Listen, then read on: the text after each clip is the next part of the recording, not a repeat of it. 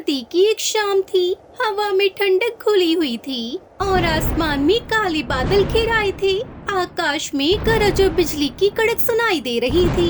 जंगल में रहने वाले पक्षियों का शोर थम चुका था और हर कोई अपने घर की ओर बढ़ने लगा था। लेकिन टुनटुनी चिड़िया, जो एक गरीब और अकेली चिड़िया थी, वो अपने घर को देखकर परेशान थी। उसका घर माचिस की डिब्बी से बना था। टुनटुनी चिड़िया का घर बहुत छोटा और कमजोर था। वो खुशी खुशी उस घर में अकेली रहती थी, क्योंकि उसे लगता था कि ना घर होने से अच्छा है कि घर है उसके पास। लेकिन आज उसकी खुशी पर जैसे कहर टूट पड़ा था। अरे क्या हो रहा है? आसमान तो जैसे मुझसे बदला ले रहा है। ये बरसात न जाने कब रुकेगी। अगर ये आज न रुकी तो मेरा घर ढह जाएगा। फिर मैं क्या करूँगी? वो अपनी माचिस की डिब्बी से बने घर के पास खड़ी थी, जो अब पूरी तरह से भीग चुका था। बारिश ने उसका घर पानी पानी कर दिया था और माचिस की डिब्बी टूटने लगी थी। क्या करूं? मेरा घर तो अब और नहीं रहेगा। सारी मेहनत बेकार हो गई। अब मैं कहाँ जाऊं? इस जंगल में कोई मेरी मदद भी नहीं करेगा। इतना कहते हुए टुनटुनी चिड़िया रोने लगी। उसकी आंखों में आंसू थे और दिल में अकेलापन था। उसी समय एक बूढ़ा भिखारी वहाँ से गुजर रहा था। वो एक दयालु समझदार बूढ़ा बाज था। उसने देखा कि टुनटुनी चिड़िया परेशान है और उसकी हालत देखकर वो वहीं रुक गया और उसके पास आकर उसने उससे कहा, क्या हुआ बेटा, तुम इतनी उदास क्यों हो? मुझे बताओ अपनी परेशानी, शायद मेरे पास तुम्हारी परेशानी का कोई हल हो।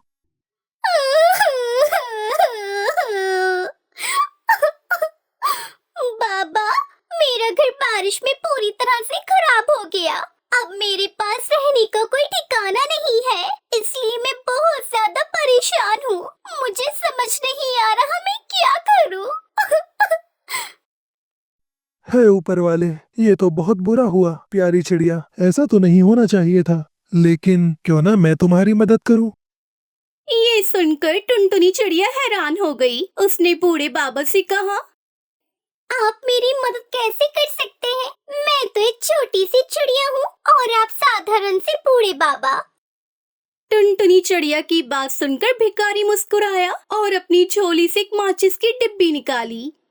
ये देखो, ये माचिस की डिब्बी कोई साधारण माचिस की डिब्बी नहीं है। यह एक जादुई डिब्बी है। जब तुम इसे जलाओगी तो तुम्हारे लिए एक नया घर बनेगा। लो टुनटुनी चिड़िया, ये तुम्हारे लिए है, क्योंकि तुम एक नेक दिल मासूम चिड़िया हो।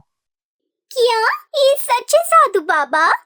हाँ, ये सच है टुनटुनी चिड़िया, लेकिन इसका सही इस्तेमाल तुम ही कर सकती हो। ये माचिस की डिब्बी तुम्हारी मदद करने के लिए आई है।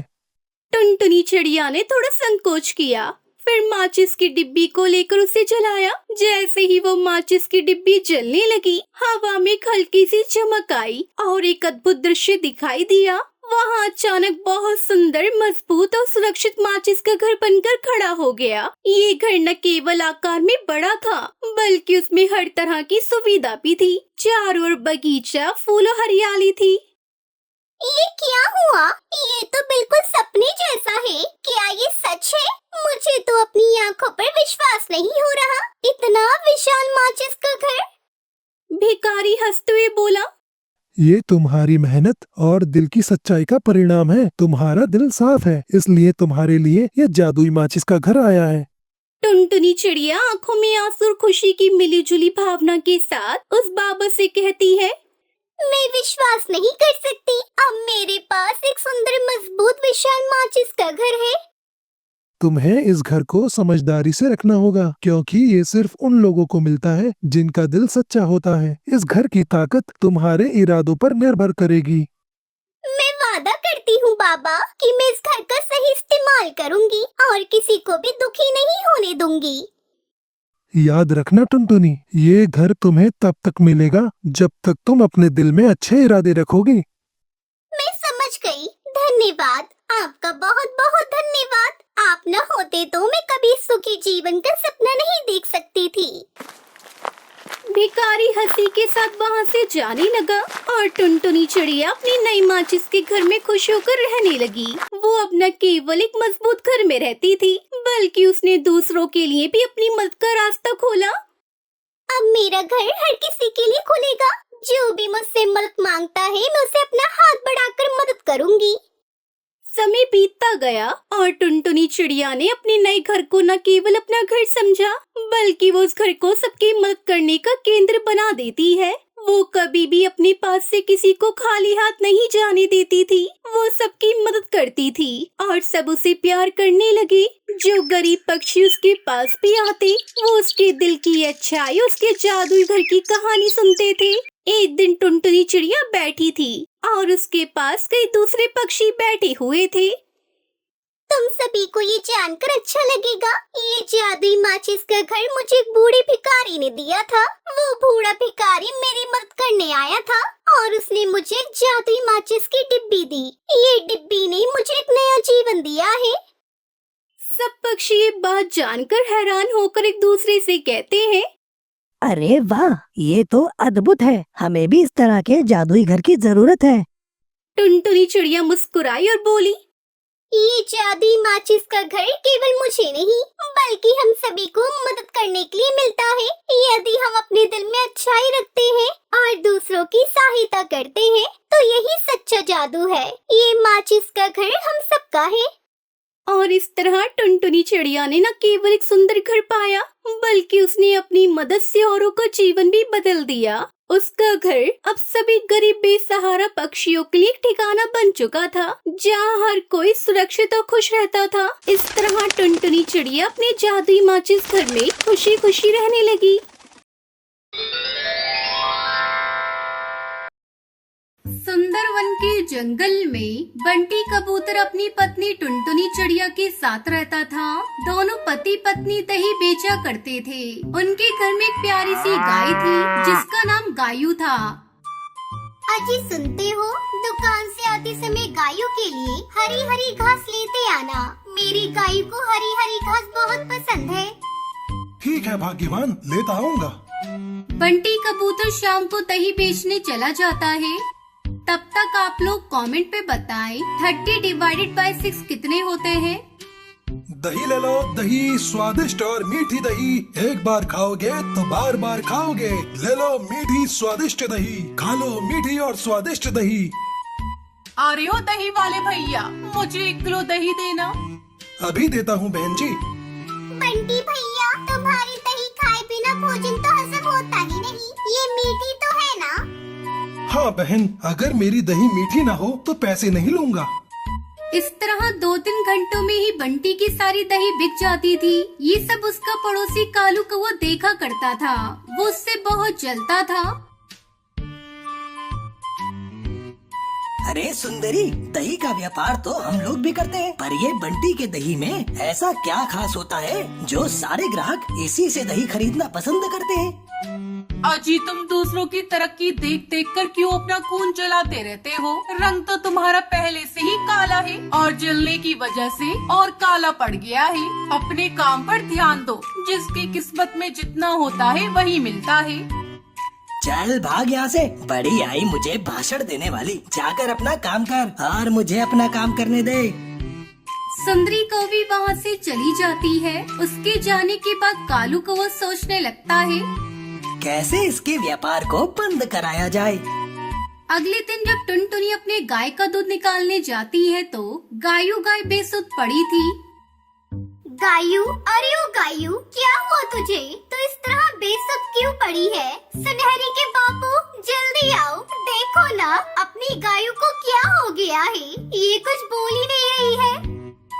तभी दौड़ा दौड़ा बंटी कबूतर वहाँ आता है और गायू को देखकर टुनटुनी से कहता है, टुनटुनी, अब हमारी गाय कभी नहीं बोलेगी। इसे किसी पापी ने जहर दे दिया है।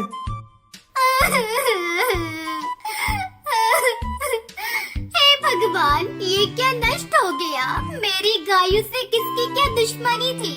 गायू को मारने के बदले वो मुझे मार देता। दोनों पति पत्नी रोते हुए गायू को अपने घर के पिछवाड़े मिट्टी में दबा देते हैं। अब क्या होगा सुनहरी के बापू? घर कैसे चलेगा? हमारे पास तो इतने पैसे भी नहीं है कि हम दूसरी गाय खरीद सके।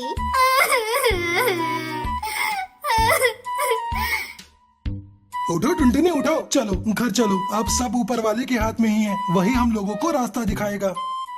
पूरा दिन दोनों पति पत्नी रोते रहते हैं। अगले दिन सुबह टुनटुनी गायों के पास जाती है तो उसके आश्चर्य का ठिकाना नहीं रहता।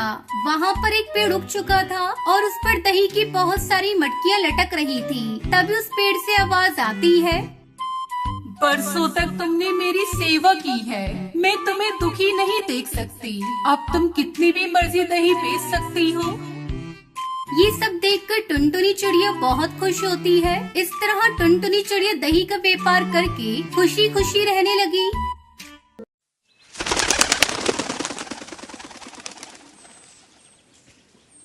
टुनटुनी एक अमीर चिड़िया थी। वो अक्सर अपने नए नए कपड़े अपने दोस्तों को दिखाया करती थी। देखो, ये मेरी नई फ्रॉक, इसे मेरे पापा पेरिस के जंगल से लेकर आए हैं। मेरे पास तो बहुत अच्छी अच्छी ड्रेस है, क्या तुम लोगों के पास है? और हाँ सुनो दोस्तों, 2 दिन बाद मेरा जन्मदिन है, तुम लोग मेरे जन्मदिन पर जरूर आना। मेरे जन्मदिन पर मेरी मम्मी ने महंगे केक का ऑर्डर दिया है। तभी उसकी सहेली टूनी कहती है, टुनटुनी, तुम्हें अपना जन्मदिन गरीब चिड़ियों के साथ मनाना चाहिए। मैं तो अपना जन्मदिन गरीब बच्चों के साथ मनाती हूँ, मुझे बहुत खुशी मिलती है।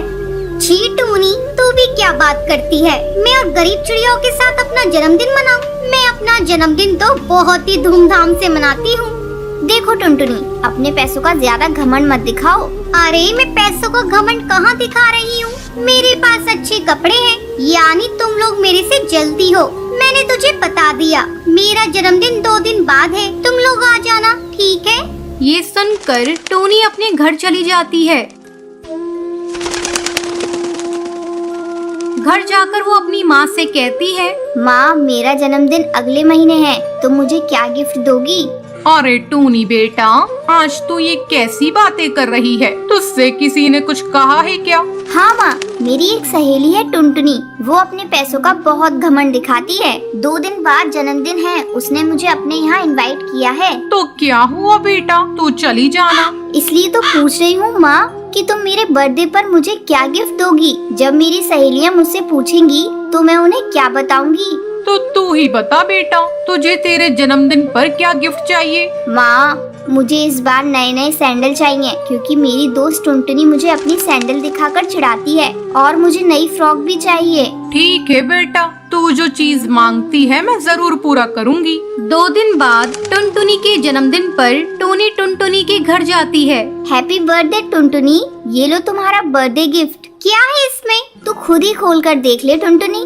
जैसे ही टुनटुनी टोनी का दिया हुआ गिफ्ट खोलती है, अरे इसमें तो पेन है। मैं जानती थी टोनी, तू इससे ज्यादा कुछ दे नहीं सकती। तुम गरीब पक्षियों के पास इतने पैसे कहाँ हैं जो मुझे तुम महंगे गिफ्ट दे सको? ये सुनकर टोनी उदास हो जाती है। टुनटुनी, इस पेन का अपमान मत करो, गिफ्ट गिफ्ट होता है, चाहे वो छोटा हो या बड़ा। ठीक है टोनी, ज्यादा मुझे लेक्चर मत दे, जा आप जाकर बैठ जा, थोड़ी देर में केक कटिंग करेंगे। थोड़ी देर बाद टुनटुनी केक काटती है और अपने दोस्तों को अपने नए नए गिफ्ट दिखाकर उन्हें नीचे दिखाती है। इसी तरह समय गुजरने लगता है।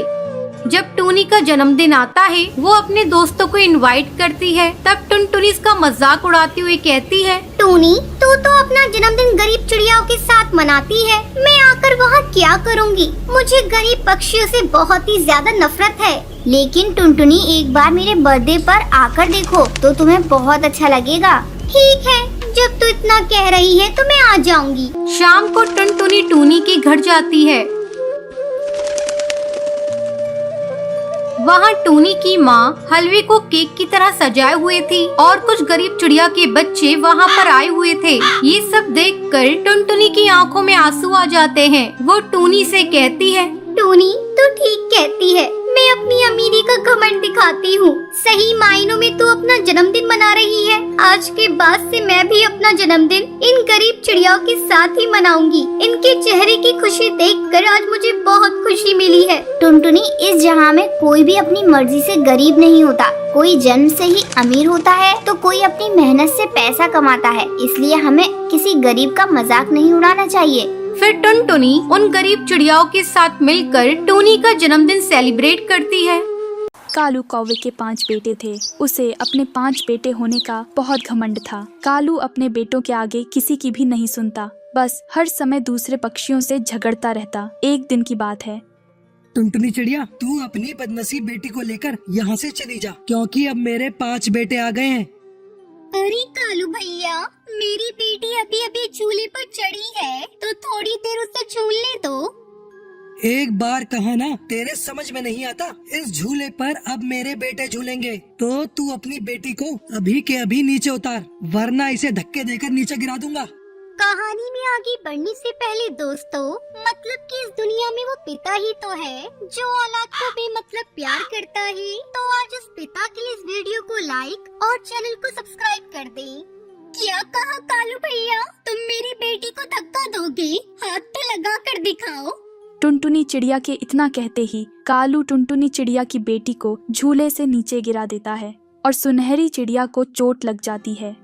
ले, अब तेरी बेटी को हाथ भी लगा दिया और उसे नीचे भी गिरा दिया। अब इसको लेकर चुपचाप यहाँ से चली जा। कालू, इतना भी घमंड ठीक नहीं है। एक दिन तुम बहुत पछताओगे और फिर तुम्हें अपने अहंकार का एहसास होगा। ऐसे कहकर टुनटुनी चिड़िया अपनी बेटी को वहाँ से ले जाती है, परंतु कालू कौवे को तो जरा भी फर्क नहीं पड़ता। बेटो, ये चिड़िया तो यूं ही बकवास करती है, इसकी बातों पर कोई ध्यान मत देना। बस ये याद रखना कि तुम 5 हो और तुम 5 को कोई नहीं हरा सकता। वहीं सुनहरी चिड़िया के बहुत दर्द हो रहा होता है। मम्मा, जब से कालू अंकल ने मुझे नीचे गिराया है, तब से मेरे पंखों में बहुत दर्द हो रहा है। मम्मा, मेरी प्यारी बेटी, मैं अभी आपके पंखों में दवा लगा देती हूँ, फिर सारा दर्द खत्म हो जाएगा। उसके बाद टुनटुनी चिड़िया अपनी बेटी के पंख पर दवा लगाती है और उसे सहलाते हुए सुला देती है। सुनहरी तो सो गई है, मैं जल्दी से भोजन की खोज में चली जाती हूँ। ऐसे सोचकर टुनटुनी चिड़िया भोजन की खोज में चली जाती है। रास्ते में बंटी कबूतर भी टुनटुनी चिड़िया के साथ भोजन लेने चला जाता है। वो दोनों दूर के जंगल में भोजन खोजते हैं, तभी उन्हें आम का पेड़ दिखाई देता है। टुनटुनी चिड़िया, इस पेड़ पर तो ढेर सारे आम लगे हैं, चलो जल्दी जल्दी इसे तोड़कर घर ले जाते हैं। फिर वो दोनों अपनी चोंच आम को मारने ही वाले थे कि तभी वहाँ पर कालू कौवा अपने बेटों के साथ आ जाता है। रुक जा कबूतर, रुक जा, इन आमों को छूना भी मत। पर क्यों कालू, हम इन आमों को क्यों नहीं छू सकते? क्योंकि ये सारे आम हमारे हैं, तो तुम यहाँ से चले जाओ। पर कालू, यहाँ पर तो तुमसे पहले हम आए थे, तो सारे आम तेरे कैसे हुए? हम भी आम लेकर ही जाएंगे। पहले चाहे कोई भी आया हो, पर अब यहाँ पर मेरा राज है, तो तेरी भलाई इसी में है कि चुपचाप यहाँ से चला जा, वरना मुझे अच्छे से आता है तुझे भगाना। टुनटुनी चिड़िया तो कालू कौवे से पहले ही डरी हुई थी। वो बंटी कबूतर को भी समझाती है। कबूतर भैया, चलो यहाँ से, इस कालू को ही लेने दो सारे आम, हम कोई दूसरा पेड़ खोज लेते हैं। पर चिड़िया बहन, आज ये एक पेड़ पर अपना कब्जा कर रहा है, धीरे धीरे पूरे जंगल को अपना बना लेगा। नहीं नहीं, मैं ऐसा नहीं होने दूंगा। अगर तुम दोनों की बातें खत्म हो गई हो, तो यहाँ से चले जाओ और हमें आम खाने दो। कालू, मैं तुझसे डरता नहीं हूँ, आम तो मैं भी खाकर ही रहूँगा। ऐसे कहकर बंटी कबूतर एक आम तोड़ लेता है। ये देखकर कालू को बहुत गुस्सा आता है और वो बंटी कबूतर पर हमला शुरू कर देता है। फिर दोनों में काफी देर तक लड़ाई होती है। दोनों एक दूसरे को गुस्से में मारे जा रहे थे। हे भगवान, ऐसे तो ये दोनों एक दूसरे को भी मार देंगे। बच्चों, अब अपने पापा को पकड़ो, मैं बंटी कबूतर को पकड़ती हूँ। फिर सारे बच्चे कालू को पकड़कर दूर हटा देते हैं और टुनटुनी चिड़िया भी बंटी कबूतर को दूर कर देती है। बच्चों, छोड़ दो मुझे, आज मैं इस कबूतर को सबक सिखा के ही रहूंगा कि कालू से लड़ने का क्या अंजाम होता है। छोड़ो मुझे। कालू, सबक तो तुझे मैं सिखाऊंगा, बड़ी अपनी मनमानी करता फिरता है। बंटी भैया, चुप हो जाइए और देखो अपने आप को, कितनी सारी चोट लगी है। फिर बड़ी मुश्किल से टुनटुनी चिड़िया बंटी कबूतर को वहाँ से ले जाती है। कबूतर भैया, कालू बहुत बुरा हो गया है, उसने मेरी सुनहरी बिटिया को भी जरा सी बात पर झूले से नीचे गिरा दिया था, इसलिए आप भी कालू से लड़ाई ना किया करें। टुनटुनी चिड़िया, ये बात आपने मुझे पहले क्यों नहीं बताई? मैं उस कालू को छोड़ता नहीं, उसे और भी मारता। बंटी भैया, आप कब तक कालू से लड़ोगे? अभी तो उसके बेटे छोटे हैं, परंतु जब वो बड़े हो जाएंगे तो वो अपने पिता के जैसे ही बुरे बन जाएंगे और सबसे बदला लिया करेंगे। फिर बड़ी मुश्किल से टुनटुनी चिड़िया बंटी कबूतर को वहाँ से ले जाती है। टुनटुनी चिड़िया ऐसे बंटी कबूतर को समझा देती है और बंटी कबूतर भी आगे से कालू से लड़ाई ना करने की ठान लेता है। अगले दिन कालू के पंख और पैरों में दर्द हो रहा था, जिसके कारण वो अपनी जगह से हिल भी नहीं पाता है। पिताजी, आज आप घर पर ही रहें और हम जाकर जंगल से भोजन लाते हैं। ठीक है, आज तुम सब भोजन लेने चले जाओ और याद रखना, जैसे मैं लाता हूँ ठीक वैसे ही तुम्हें भी भोजन लाना होगा। पिताजी, हमें सब याद है, हम भोजन छीन कर ही लाएंगे। आप बस हमें ये बता दो कि आपको कौन सा फल खाना है। शाबाश मेरे बच्चों, अब जाओ और मेरे लिए एक मीठा सा पपीता लेकर आना। अपने पिता के कहे अनुसार वो पांचों जंगल से दूर चले जाते हैं और पपीता ढूंढने लगते हैं। भैया, वो देखो, एक छोटा बच्चा पपीता खा रहा है, चलो उससे छीनकर पपीता घर ले जाते हैं।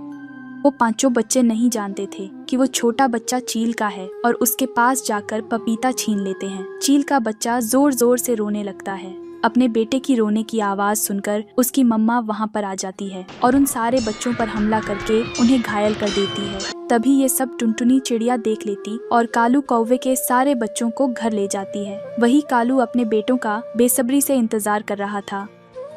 अब मुझे ही जाकर देखना होगा कि पांचों के पांचों कहाँ रह गए।